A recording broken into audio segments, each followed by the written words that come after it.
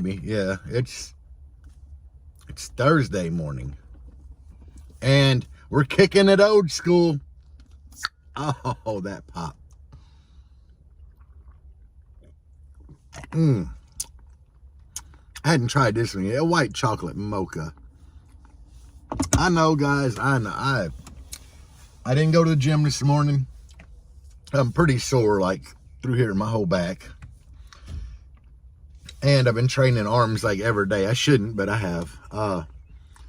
But it's not terrible to have, like, a day that you don't go if you're sore. And to cheat every once in a while. I still ain't drink no soda, really, so I'm doing good on that. Cut sugar, like, way down in my diet. And I've needed a belt a lot here recently, which is a good sign. But anyway, we're not here for all that shit. We're not here. We're in the old black Jeep that's named Julian that I've been calling the 187 Jeep. Guys, I'm loving it. I ain't running an air conditioner this morning because it's pretty nice and it's rainy. But I do love the tinted windshield. I'm not saying that you should tint the windshield on your ride, but you should probably tint the windshield on your ride. It is just so much more enjoyable. I dig it. Like, we dig it so much, we had it done in the wife's Rogue. I'm going to do it on the blue Jeep. And the wife's like, I want it done on the Blazer, because after driving her Rogue with it, you just love it. But anyway, with that being said, yeah, I still don't have subs in here, and I'm still driving around with the enclosure in it. Mainly because I don't have no place to store the enclosure. And it fits back here really well. But what I have been doing is I sold the enclosure that was in the wife's Ford Edge. You know, I basically set a price on it. It was heavy as shit, guys, because it was MDF. But it had that 10-inch aero port in it. And it's really hard to get big-ass ports to make. Actually, they made an announcement a while back that they were, like, limiting the run on 8-inch ports. So it's really hard to get a 10 from them. A 12's impossible anymore. They have really, you know, like, slowed down on the big ports. So anyway, I knew that, you know, the 10-inch port in that enclosure, I could get $100 for that thing all day long without even trying. So, like, I want $150 for it, and it sold quick. Like, the whole enclosure did. It was a decent enclosure. It was tuned to 33 hertz, though, so it was tuned high. Like, way, way too high. Well, when I built that enclosure, the wife did say that she wanted to play a little bit of everything in that car. So I thought that was a really good spot to tune. Now, putting the DB drives in the Rogue, I'm having to design a new enclosure, and I'm just going to go over some of the key elements that I am doing when designing an enclosure. Like what to look for. Now, oddly enough, these DB drives, I mean, they said they wanted 4.5 cubes each. That's what the paper that come with the sub said. Hell no. To the no. Hell no. What I like to do, and this is a good rule of thumb for you guys to use when designing an enclosure, look at the most common airspace for most fittings. And when I do this, when I do my research, I like to look at brands like DC, Sundown, Defbonts at their airspace requirements. And you know, what you're going to find is 3 to 3.5 per 15 is the most common airspace requirement. I like to build my enclosures to that. Why? Because if I get rid of those subs and get different subs, they'll pretty much work in that enclosure. Oh, the birds are loud today. That means it's a good day.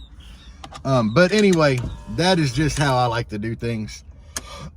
I've built all of my 6th orders like that, and most ported enclosures.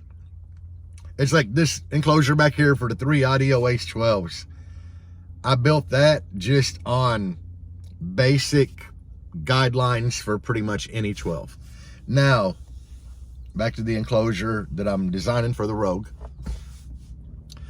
A lot of people stay in that 15 square inches of port per cube to 18 is real common. But if you're wanting to move air for hair trick per se, I really like to jump down around 13, 14 square inches of port per cube.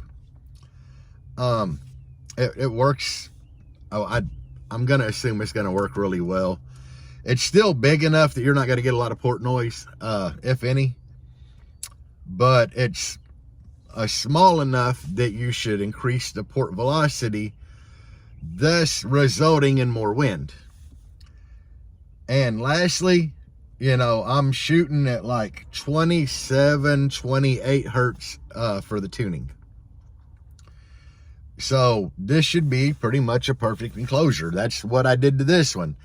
Is this one a flop? I doubt it. I think it's going to do really well. I've had some people look over all the numbers and everybody's like, it's going to do really, really well. So that's the guidelines that I'm designing by. Now, when I designed this enclosure, it took me forever because I would second guess myself, change something, change it back. On the enclosure for the Rogue, I'm running straight with it. But another thing, you know, 13.5 square inches of port is where I wound up. And that car is really tight in the hatch area. So, you know, I'm pretty much stuck to like a certain width and how far back I can go. I'm pretty much stuck there. And the depth of the enclosure, you know, how far from the back seat back I can go, it's going to be tight. And what I ran into is I was kind of stuck on a port size. Like I could shrink the port. I couldn't make it no bigger because I'm doing a driver's side rear quarter fire port. And in my experience, some of the cars, they've metered louder with a driver's side rear quarter port. But I didn't want to wind up with a long and skinny port across the bottom facing the hatch. In my experience, they don't sound really good because they're, you know, one, you're losing common walls being part of the enclosure. Walls are part of the port. You lose them, which kind of hurts you. Or you kind of have to build the port as wide as the enclosure and to get common walls, but your port would only be like this tall. And having a real skinny port like that, they do not sound the best. So I would rather have a big rectangle port fire into the driver's side rear quarter. And I got like that much room after the wheel well hump, which ain't going to be in the way of the port, for the port to fire into, which is golden. And you're firing on that side, which should load really, really well on the passenger side. So with that being said, that's the key elements that I'm looking for right now to design an enclosure. That's how I did this one, and that is why I did it that way. That's why I'm doing it that way in the Rogue. And so key elements I'm looking for: 13 to 14 square inches of port, slightly increased port velocity, should equal better wind, low tuning. Low tuning, 27, 28 hertz. Now, what I've been doing with this, and you know, you got to get your airspace right. And to nail your airspace properly in a regular old ported box like this, you know, I shot for 7 cubes. And to get 7 cubes, I had to make the box almost 11, which was that back there. It's like over a 10 cube box. Now, some of you are like, why? Why do you got to make an 11 cube box to get down to 7 net cubes? Port, guys. The port takes up part of the enclosure. You know, the port ain't on the outside of the enclosure. It's on the inside. So you got port eating up airspace. And believe it or not, they turn into being really big ports, you know. Then you got bracing. Do I want to do 45s in there? Well, sure, I want to do 45s in the corners, you know. I want bracing. even though wooden, you know, like 1¼ inch, 1.5 inch dowel rod don't take up a lot, it takes up area. And then the subwoofer itself, you know, the motor, the basket, what cone sticks down in there, it all eats up area. And I never used it before, but here recently I've been using it just because there's an app that really helps us. A lot of you guys already have it, and it's the Ultimate Car Audio app. And I think it's $1, you know, I'm not sure. I've had it forever. And what I mainly used it for in the past is cone area calculation. You know, where you could just type in, you got like 4 15s versus 8 12s, and it's going to give you the cone area of both and the difference, blah, blah, blah. But if you choose slot port enclosure, it does have a place for you to put in your max dimensions. So you're putting in like the outside, not your net that you would have after you subtract wood depth. One thing it does kind of suck about it is if you're using 2 layers of wood, you got to put in wood thickness is 1.5. But I mean, it's not a bad little app anyway. What it really works good for, that I found out, is it will literally tell you how much airspace the port is taking up. And it kind of lets you go in and adjust the numbers. So what I've been doing is getting a rough, I do all my work with like pen, paper, calculator. That's what I use to design. But this is making it kind of easy because you can just throw in, and I know Parker was showing it the other day, and I'm like, that's crazy because I'm using the exact same app, you know. But I do everything like pen, paper, calculator to get my rough size. And you know, you might only design a 9 cube enclosure for 2 15s, but when you start calculating in port, you're like, damn, now the enclosure's got to get bigger. And every time the enclosure gets bigger, you got to redo the port. Well, then the port takes up airspace, so you got to do the math all over again on the whole enclosure is what I'm getting at. And that's where this little app makes things a lot easier, because in the Rogue, I couldn't go back no further. You know, I'm pretty much deadlocked there from the seat back. I'm there. Can't go no wider. The only place to go is up. So, yeah. And using 2 layers of wood on everything, it does make it a little tricky. It wasn't terrible, but it did make it tricky. So, that app works really good when you put your dimensions in, and then you put port area in. It'll actually tell you your calculated port area per cube, your tuning, and then you got to make port longer, which changes everything, you know, if you're not low enough. So the app does make it easier.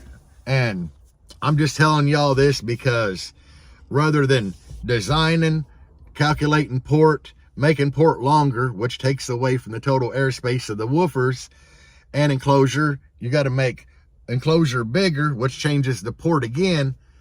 It's a never-ending cycle. That's why a lot of people charge $50 for an enclosure design, because it ain't just like, okay, yeah, we're going to throw numbers at this. Yeah, we're at, you know, 4 cubes each and not even calculate port in there. That's why. So yeah, check out that app if you're designing an enclosure. And like I said, try to get you a ballpark per the size woofer that you're running. I know a lot of people was like, you got to build the enclosure for that woofer. What if you change? What if you change? If you make it for just that woofer, you put another woofer in, it might not work. DC, Def Bunch, FI, Sundown, you know, all the big brands. Look at what they all run, you know. And if they're a little different, get you an average between all of them, you know, an average. And throw it in there, you know. A lot of 15s like 3 cubes. Are you going to hurt anything by going to 3.5? Not really. Usually a little bit larger enclosure gets you more efficiency, but you sacrifice a little power handling, which means you're still going to get loud as hell, but on less power. But, you know, when you try to put 12K to 115, it might not handle it that well. And if you're wanting to play a lot of lows, the port could be a little smaller anyway. A larger enclosure will help you play lows better, but at that point you might want to shrink the port area down to help you gain control over the cone playing that low with bigger power. It all goes together, guys. But anyway, yeah, I did around 3.5 cubes for 15 for those DB drives when I put them in the Rogue. It's going to be a while, but I did get everything to put a head unit in the Rogue, which was a lot of different things. Because I got a steering wheel control, backup camera adapter, antenna adapter. There's just a lot of shit in that car. But yeah, design enclosure, I'm gonna recommend, you know, just, do I think the Ultimate Car Radio app is the end all be all? No, I still like to design my enclosures with pen, paper, calculator. But at the end of the day, that app does help you because it'll automatically take away the port area and the port volume from the enclosure to let you know what you're left over with per sub. And that all just, it helps you a lot because it makes it a lot quicker. Do I trust the app 100%? No. That's why after it throws out the final numbers that look good on the app, I'm sitting here doing math with my iPhone calculator and a pen and paper. It's been coming out right so far, but you know, I don't trust artificial intelligence at all. That's why I deleted Snapchat when they threw AI robots on there. I just don't trust that shit. I've seen the Terminator movies, guys. I've seen them. I'm not ready for that. You know, not ready. And we don't have a Sarah Connor around here. What the hell? But anyway, guys, I do have a shopping link on YouTube here. I've thrown some merch on there for myself, for my wife Debbie, you know, because a lot of y'all love her little blazer. So she's got some merch on there. And then I made a design logo for this black Jeep that I'm calling the 187 Jeep. Its name is Julian because my daughter named it, but since it's going to be all murdered out, I've been calling it the 187 Jeep. And it's just cool as hell anyway. I did throw a couple items with my design on it in my shopping store for the 187 Jeep. And guys, you're not going to get any other color than black. We doing black and charcoal gray. You know, even the shirt's murdered out. It might be a black shirt with a charcoal gray logo on it that's hard to see. I don't care. Somebody should order something from the store. You know, just show support. It don't matter. If your friend's like, what the hell is JAO? Just be like, don't worry about it. The shirt hangs in the closet. Which I've done that for other people.